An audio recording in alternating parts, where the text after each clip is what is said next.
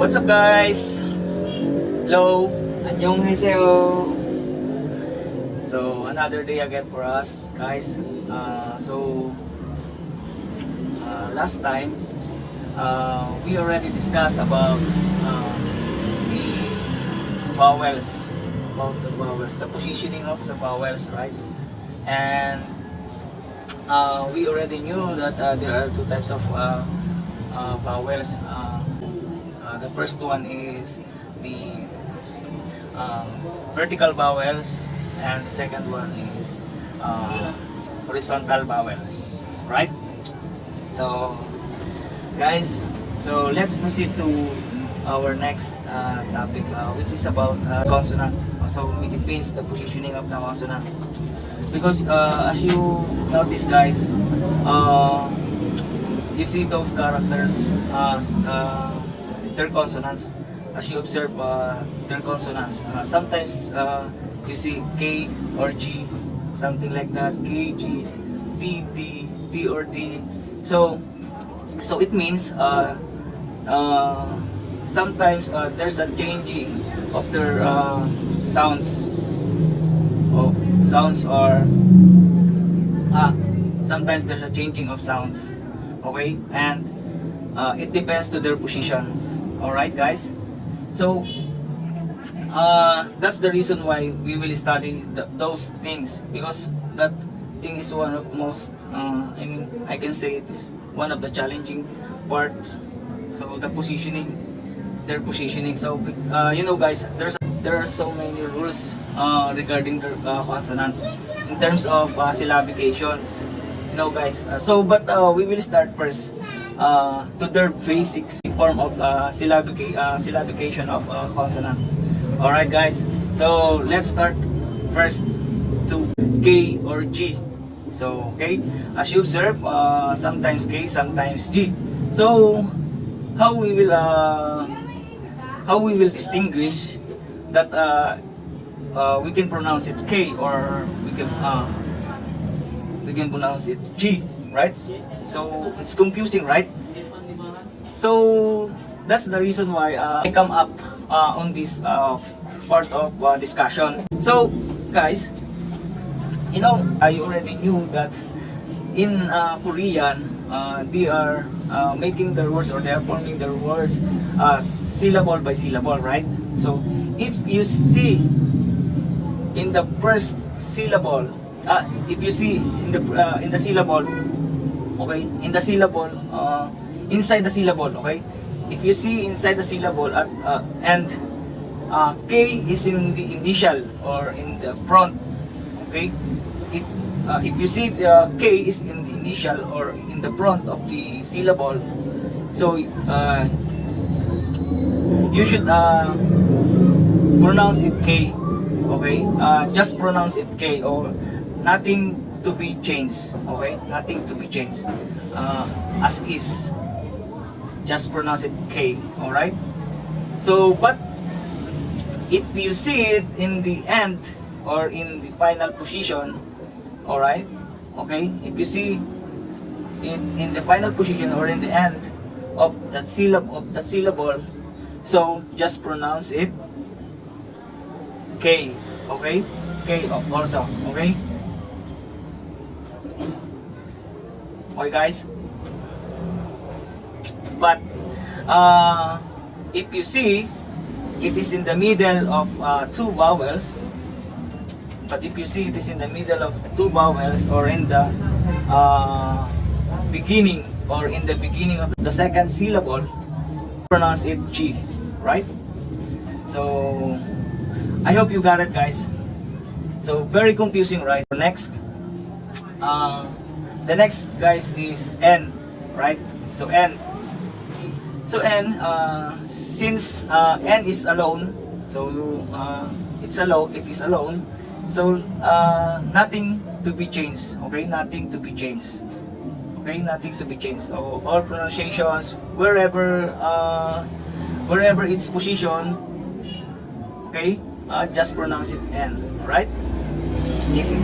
So okay, let's proceed to our next consonant, and that is T or D. So T or D. So as you have noticed, sometimes T, sometimes D. Alright? So just like K, when you see it in the front or in the initial and also in the final position or in the end, so just pronounce it T. Okay guys? Pronounce it T. But if you see it in the middle or in the beginning of the second syllables, you can pronounce it D. Okay? You can pronounce it D. Right? Okay guys? So I hope it's clear. Okay? Our next consonant is L or R. Right? When you see it in the first or in the beginning,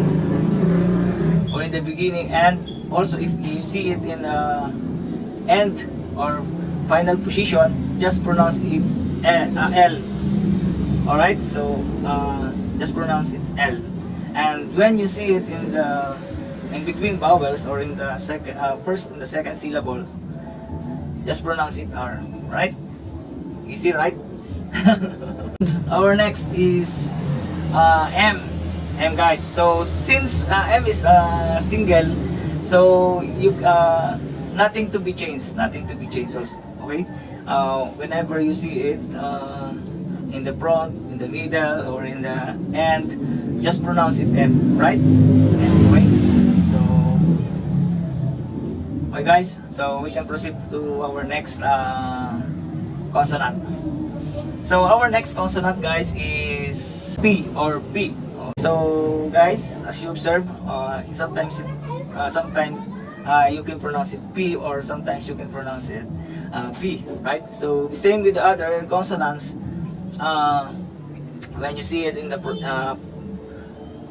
first or initial position, and also if you see it in the end or final position, you can pronounce it P, right? And if you see it in the in between vowels in the beginning of the second syllables, so you can pronounce it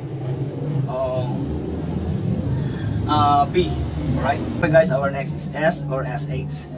And so if you see it in the first or in the beginning of the syllables, you can pronounce it S. But sometimes it is SH also. Even it is in the beginning, there's a different rules for SH guys.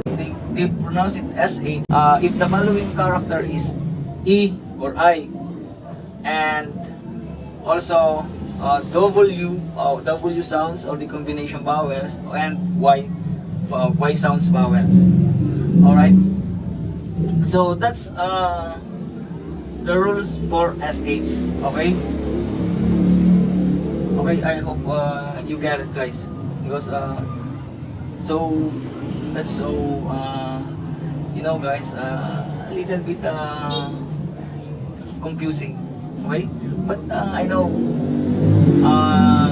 you will know also this. Okay, you will learn also this thing if you want, if you are interested. Okay, just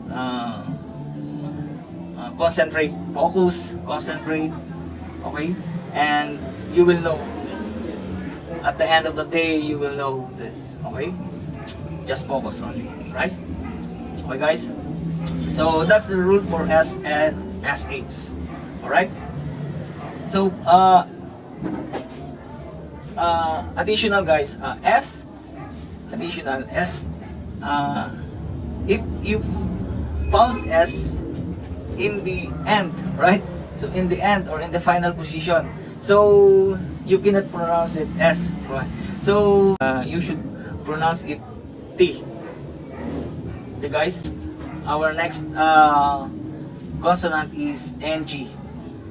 If you see this character in the front and in the middle of the in between vowels, there's no such sounds. Okay, but if you see it in the final position, under, okay, under, if you see it in the final position under, okay, just pronounce it NG. Okay, you can pronounce it NG. Okay, you can pronounce it NG. So our next is CH or J. So CH or J, guys.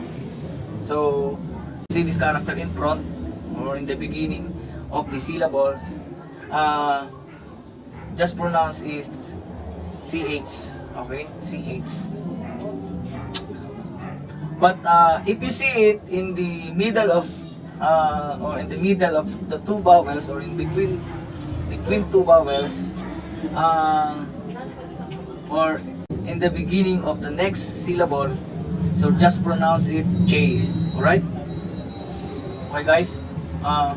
But if you see it in the final position or in the end, you should pronounce it T. T. Okay, guys? So very confusing, right? Sometimes T, sometimes J, and sometimes CH. So, oh, guys. Oh, very confusing. I'm losing my hair. Okay, guys. So next. Okay. Next is H. Okay, H. So H. So H. If you see it in the front of beginning or in the initial of the syllable, you can pronounce it H, right? H. But if you see it in the end or in the final position, just pronounce it T. T. Okay, guys? T. Alright? So that's it. So okay, guys, for now we will stop on this and we will continue it on our next topic. Alright? Okay, guys? So thank you for watching.